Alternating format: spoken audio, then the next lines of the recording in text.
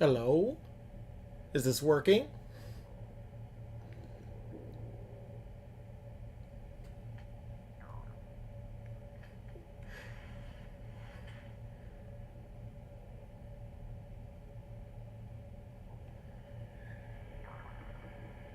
Hello? Is this working?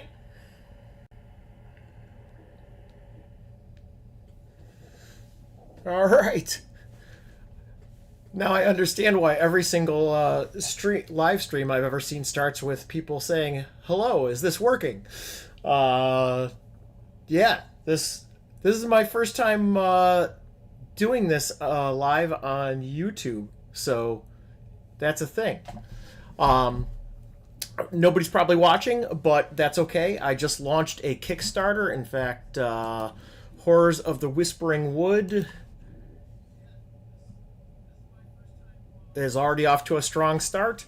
So I wanted to talk a little bit about what Horrors of the Whispering Wood is. Um, Hang on one second while I.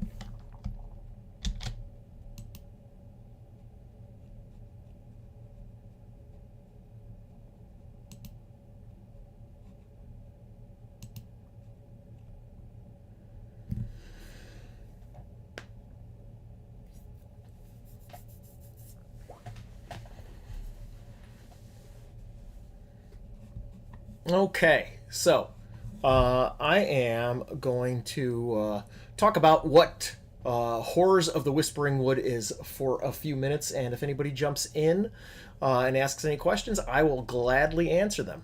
Uh, let me turn this. I had my phone on incognito mode to see if this was actually working because the live stream on YouTube was not showing up on my dashboard. So essentially, I got super excited over the summer because of two things. One was Dolmenwood, which Kickstarter still has not fulfilled through Exalted Funeral. This Gavin Norman, Necrotic Gnome, his world that he's been building for over a decade. And I was really inspired, particularly by the monster book. The monster book had all sorts of additional information about monsters that I thought was really interesting. And so I decided that that would be a really cool thing to bring into what I was doing with Stennard. Additionally, I also recently got this Mothership box set. And this Mothership box set is obviously gorgeous. It is packed. It is heavy. They, of course, are printing on a scale much larger than what I do. $1 million Kickstarter versus, what will hopefully be, 5-10 grand. But you know, different scales. But I've been releasing. I'm at the point where I have over 30 zines and pamphlets that are available. I got super excited when I got this Dolmenwood PDF, and I was flipping through the bestiary, and I started building out a standard bestiary, which became Lurking Horrors, which was the start of this Kickstarter, Horrors of the Whispering Wood. And so I was building out this bestiary zine, and at first things were going to be just the bestiary zine, but Trevor from Tales from the Smoking Worm has this fantastic box set that he had printed at, or I should say box, not box set, but box, that he had printed at Marion Paper Box Company in Marion, Indiana.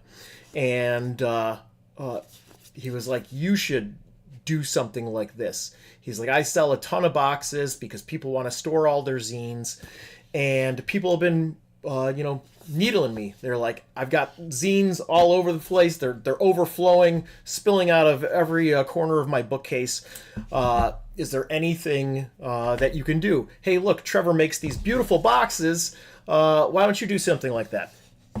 And so I combined the two ideas. I decided that I was going to do a box set that was Lurking Horrors Volume 1, which is all monsters, a bestiary, set to the theme of the Whispering Wood, combined with a hex crawl toolkit, which is a guide to the Whispering Wood, which draws in elements of inspiration from the Dark of Hot Springs Island and Dolmenwood.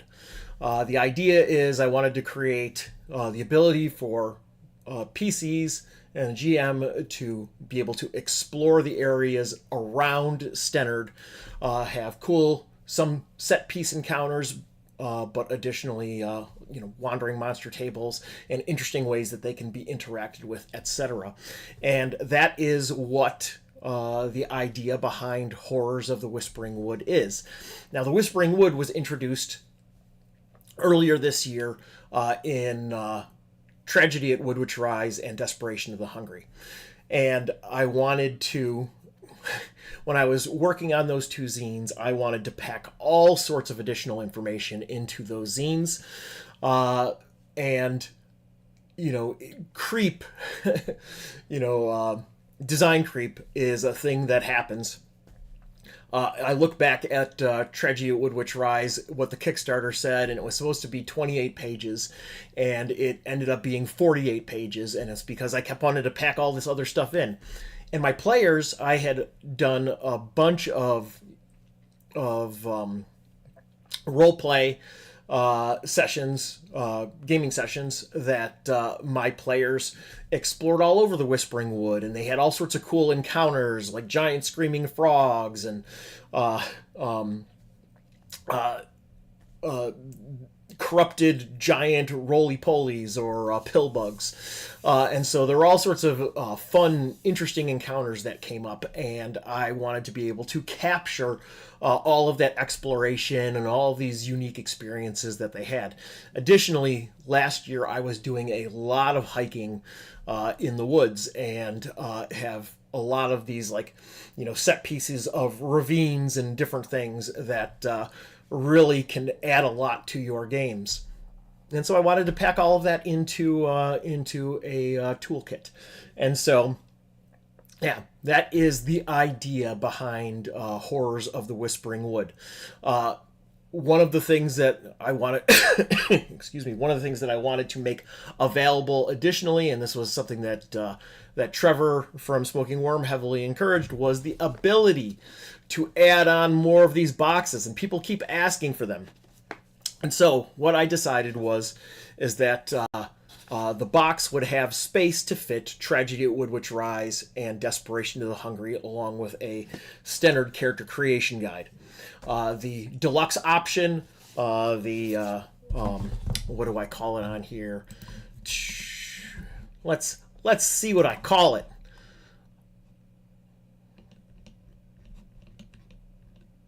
the Horrors of the Whispering Wood bundle box. And the Horrors of the Whispering Wood bundle box will come with Lurking Horrors Volume 1, a guide to the Whispering Wood, a standard character creation guide, Tragedy at Woodwitch Rise, and Desperation of the Hungry. So you have a self-contained campaign all in one box, and the stuff that you need in order to be able to roll up a zero-level character set to the themes of Stennard. So that's what's in the bundle box. And so hopefully people find that exciting. I find it exciting, but I'm a weirdo. But ultimately, if people add on additional empty bundle boxes and we get to the point where they add on 200 of them, I will do an alternate box art so that there will be a box that is specifically geared to store your Stennard content, as well your additional Stennard content. As I said, over 30 zines and pamphlets are out in the world. Additionally, if somehow things went crazy and there was more than that, I would love to do additional boxes. That's the part of the whole idea.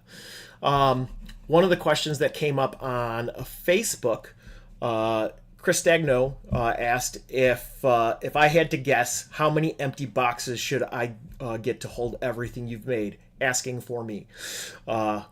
Chris, you're awesome. But I am going to respond to him. Hey, Jim Yoder, welcome. Hello. I hope all is well in Minneapolis, St. Paul. But anyways, as far as answering Chris Stagno's question, if I had to guess, let's see, all of the zines and stuff is about this tall, so I would say 2 additional boxes on top of the box that the stuff is stored in, or that it's going to come in. So if you added on 2 additional boxes at $15 a piece, an extra $30, that would give you enough boxes to store all of your Stennard content. Of course, there's always more coming, because I'm about to ship Stennard Courier Volume 2 and Rabid Dogs Volume 2. Those are both coming, and it's not like I'm not going to be writing more stuff, releasing more stuff. So I would say a good starting point for additional boxes would be 2 additional boxes. What else? What else do I need to tell you guys? Jim, if you got any questions, let me know. But what else? What else? Oh, and yeah, as a point of reference, so Trevor, his box is 1 inch thick, and as you can see, I dropped my Culpeppers card. His zines are thicker than mine, and so his are like double the size of my average zine. This issue is 60 pages. So with the cover is 62 pages.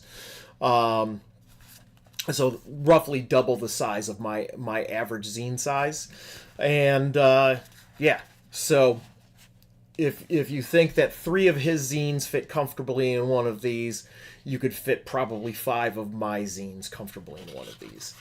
So yeah, that gives you a sense. What else? What else do I want to cover? Hey, somebody announcing that they backed.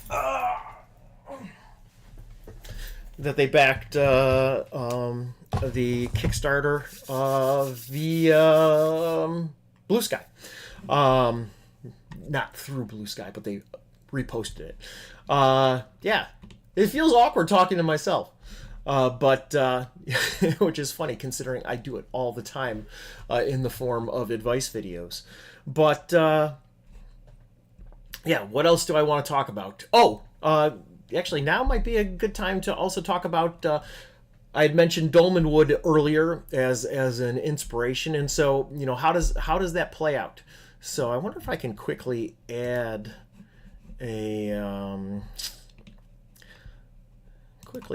something here. What's this one? Nope.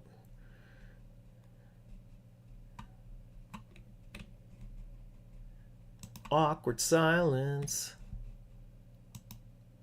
Ooh, actually, I'll take a moment to talk about this while I try and figure something else out. So, I have been posting. Hey, there we go. I've been posting on social media a bunch about this event that is coming up this weekend, Milwaukee Krampusnacht. If you are in Chicagoland or in southeastern or central Wisconsin, I highly recommend coming out to this event.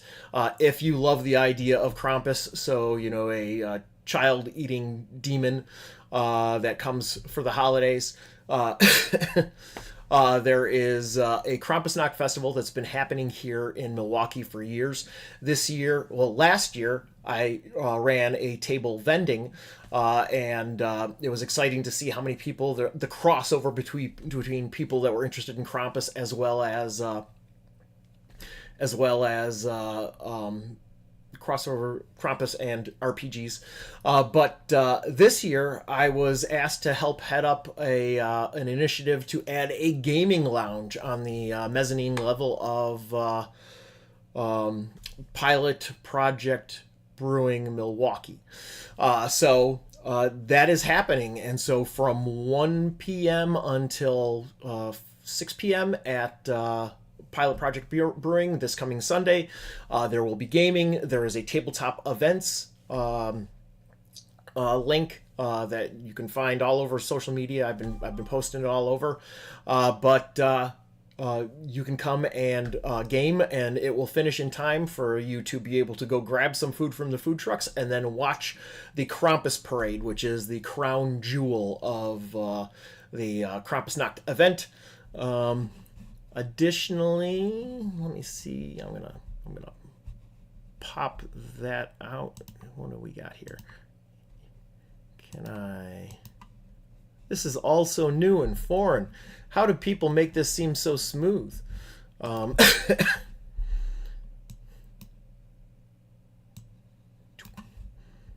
Jim, if you're smart, you probably jumped out. But let's see. How do I do this?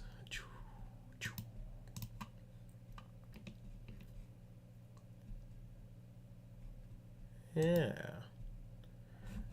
I'll replace this.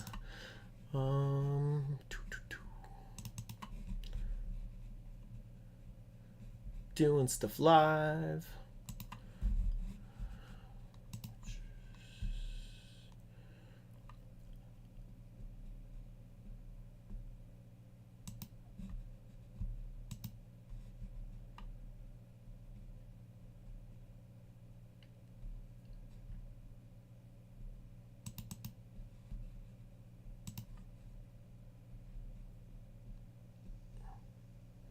Riveting content. Absolutely riveting. Yes, my shiny face. Much appreciated. Oh, man. I was hoping that... Yeah, I'll screenshot this and save it. Let's see how I can do this. Because I want to talk about the extra stuff that is going to be in the bestiary. And so the best way to do that is to grab the PDF of the Stennard bestiary.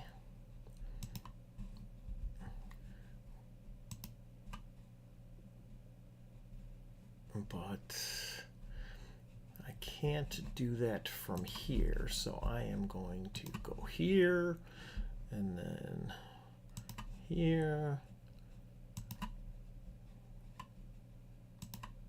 Scenes. OLED sample pages. All right, so let's snip that. Grab it. Save it. Some people are so smooth with this sort of thing. I'm always astounded. NOLID sample page 2. Save. Okay, go back to OBS and browse. downloads. Okay. Let's see if we can. Let's talk about this. Oh no, what did I just do? Control Z. Yeah.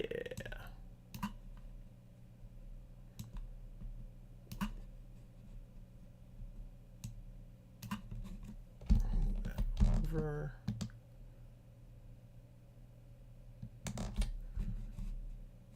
All right. I should be able to still talk over this. Stefan Surratt, hello, I'm here for the class on punk rock history. I trust this is the right place. Yes, it is the right place. What do you want to know?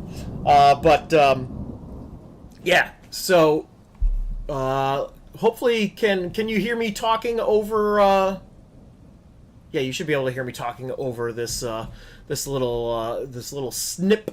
But as you can see, for no lids, I added an extra page, and it's got what information on it. It's got all sorts of crazy stuff. It's got encounters, distinguishing features for different tribal variants, because no lids are these corrupted humans that have become completely malformed from their devotion to chaos. And so no lids... yes, we can hear. Fantastic. So no-lids had their bodies become completely malformed, and they bend in weird and twisted ways. Their flesh takes on different textures and what have you. But they have tribes, and the no-lids are only referred to no-lids because of the fact that their eyelids they raggedly cut them off themselves as a form of extreme body modification. And so there are other tribes like split tongues, and that is too small for me to read in OBS, so I'm going to pull the PDF back up. So that is not the right PDF. Oh well. Maybe I can pull it up over here. No-lid sample pages. All right, so no-lid sample pages. So we've got encounters, and there's all sorts of things to give you a sense of what is a no-lid like in if you encounter them in the wild. And so one of the options is no-lids surround and taunt an injured animal, and then there's different animals that they might be taunting. Number 2 on the chart is 1d3 plus 1 no-lids fight over a severed foot, grappling, biting, and punching each other. So it gives you a good sense. They're sort of goblin-esque in their behaviors, even though they are just humans that have devolved completely. But the variant tribes that I was talking about, you've got split tongues, hook hands, their hands bound into scooping hooks, or night biters, teeth sharpened to piercing points, screamers, throat pierced with a shrill whistling disc, so that when they make their guttural sounds, it comes as a shriek out of their throats. Yeah, that one was pretty rugged. I didn't even, I don't even remember writing that, but it's cool. It's definitely how my brain works. And then treasures. What would a no-lid find important? This gets into their psyche, and instead of collecting gold and what have you, okay, they've got bones and teeth and rotting digits. There is jewelry, but jewelry is usually still attached to a finger or a locket tangled into a scalp, a desecrated lawful holy symbol, things like that. And so the whole idea is to be able to look at this expanded content on a monster, and less description and more showing you what a monster is like based upon the things that they keep in their lair and variations on their bodies, what have you. And so that is kind of the idea there. And then the usual stuff that you would expect, stat block, etc. So yeah, hopefully people find that find that interesting and engaging, and something that broadens what they can do with the standard setting. Yeah, if there's if there's any questions, I'm happy to answer them. Pretty soon I am going to depart to go walk some dogs. But yeah, that is an overview of what Lurking Horrors is, or I should say Horrors of the Whispering Wood is all about. It's that bestiary with all that extra info. Oh, I forgot to put my bald head back on. Hey, my bald head's back on. That gives you some insight into what the bestiary is going to be like. The Hex Crawl Toolkit, as I said, it is going to be a collection of encounters and set piece areas, very similar, excuse me, to the Dark of Hot Springs Island and that sort of thing. There will be, factions and what have you in order to, be able to encounter things in the Whispering Wood that aren't all just trying to kill you. There will be, factions to roleplay with, etc. So that will push and pull against each other because that's what factions do. Yeah. This was me rambling for 20 minutes. I hope it was something interesting. This is a new format for me. Usually I have a script, and even though it may seem like I'm just rambling from a script, I usually record every video like 10, 15 times before I actually pick one that I'm like, this is the one. So you got me unfiltered and rambling for 20 minutes. Thank you so much for everybody that has supported the Kickstarter so far. Yeah, we are a third of the way to the goal in the first in less than an hour, so that is fantastic. Thank you so much to everybody that has supported. Take a quick look at the fulfillment to see what people are getting. So far 16 people did Horrors of the Whispering Woods, 16 people did the Whispering Wood bundle box.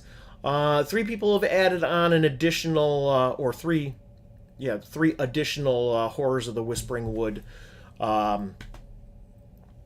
Ooh, why does that say why does that say PDF? That should not say PDF. I messed something up. Let's see. Oh, there we go. 3 additional collector's boxes. And then the Horrors of the Whispering Wood PDF. So, ooh, Jim, you've done good. Keep it up. I backed as soon as I saw it was up. Thank you so much. Thank you so much, Jim and Brian. I really appreciate you guys. And everybody else, Jim Myers, I should say, Trevor, Brian, you guys, I really appreciate all of the support and all the excitement. And yeah, now we're up to 5 additional empty boxes. So yeah, it's going to take a little while to get to 200 boxes, but I hope that we do because I would love to get additional art. Can we add on later? Yes, you will be able to add on throughout the campaign, and additionally, I have the campaign set up to do late pledges. And so people who miss the 21 days, and normally I do 2 weeks, so 21 days is a long time for me. It's very stressful watching numbers fluctuate, especially as people are like, oh man, I have extra holiday gifts that I need to buy for people or something, and they're like, I gotta drop my pledge level, and I'm like, oh no. I think I'm caught up on your stuff. Yeah, Jim, you probably are. We saw each other in May, and you are a Patreon supporter. So yeah, fantastic. Much appreciated. Thank you for the people that dropped into the chat. As I said, this was a new thing that I am trying, and it's fun, but it's also stressful, it being the first time and getting everything in place in order to do it. And I obviously don't have any cool things other than dropping this here. Or I could hit this button. Ooh, what's this? Where'd you go? Hey, a niece things hanging out in the in my OBS. But yeah, thank you so much for supporting. And before I go walk dogs, we'll just take one last look to see how things are going. And yeah. Ooh. How can you help? That is a great question. Yeah, hey Chris, thank you so much for the support. Yeah, how can you help? Obviously, the typical sharing it in your social media circles. Definitely just telling people that Stennard is cool. It is one of those things that I found that usually whenever I post up a new video or whenever I go to a convention, the fallout afterwards is the good positive fallout afterwards is that people will usually either become a Patreon member, or if I have a Kickstarter running, they will back the Kickstarter or what have you. But if you have the opportunity to promote the Kickstarter, but also just by running standard content for your friends, talking it up to your friends. Those are all ways that, because I know, like in the case of you, Brian, a number of the people that you play with are also GMs or judges, and so they might be interested in owning the content themselves. Because I'm an energetic. What was the quote? I'm an energetic little guy.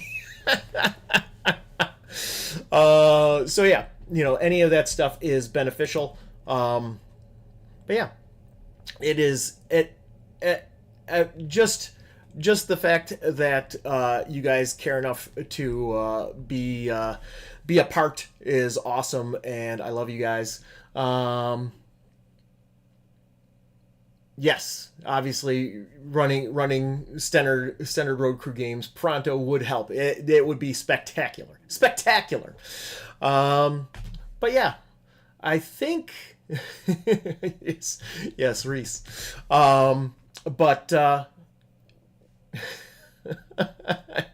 yes, a nice big forehead tattoo that says Stennard. I've got lots of space for it, but that being said, yeah. HoosierCon information. I just got actually we'll talk about that for 1 second. Oh, what's going on? I'm getting a message. What is that? You probably just.